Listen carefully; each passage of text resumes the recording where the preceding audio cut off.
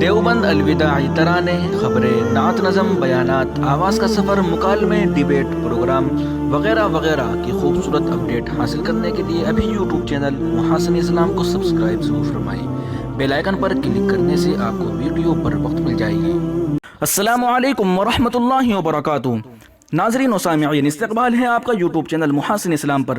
دوستو، دارالعلوم دیوبند کی جانب سے تازہ ترین اعلان آ چکا ہے، میں آپ کے سامنے پیش کر رہا ہوں۔ آپ سے درخواست ہے کہ اس ویڈیو کو زیادہ سے زیادہ شیئر کر دیجئے تاکہ یہ خوشخبری تمام احباب تک پہنچ جائے۔ تو چلیے ویڈیو شروع کرتے ہیں۔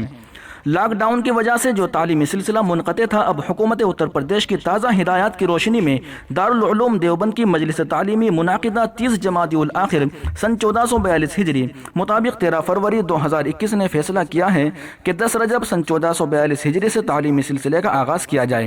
اس سلسلے میں اعلان کیا جاتا ہے درجات حفظ و ناظرہ اور دینیات و فارسی کی تعلیم مکمل طور پر شروع ہوگی۔ نمبر 2، تعلیمی سال سن 1440 ہجری کے سال اول عربی تا چہارم عربی کے تمام قدیم طلبہ 10 رجب تک دارالعلوم میں حاضر ہو جائیں۔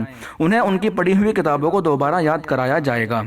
نمبر 3، سال پنجم تا دورہ حدیث شریف کے طلبہ حسب سابق نئے تعلیمی سال کے آغاز پر یعنی شوال سن 1442 ہجری میں دارالعلوم آئے۔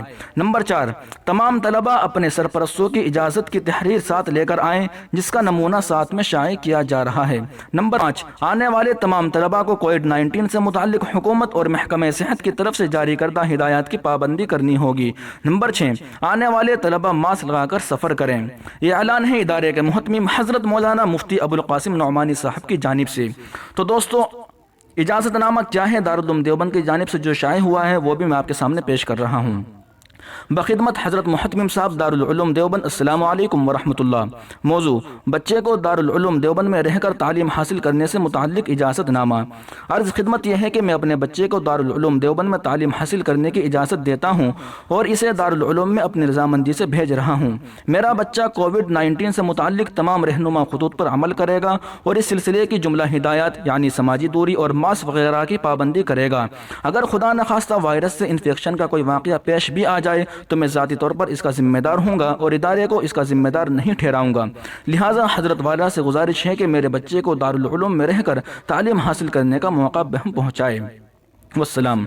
پھر نیچے دستخط والد، سرپرست، نام والد، سرپرست، ساکن، موبائل نمبر والد، پھر دستخط طالب علم، درجہ، فارم نمبر، موبائل نمبر، یہ لکھنا ضروری ہوگا۔ تو دوستو، یہ تھی آج کی ویڈیو۔ اس ویڈیو کو زیادہ سے زیادہ شیئر کر دیجیے۔ شکریہ، جزاک اللہ۔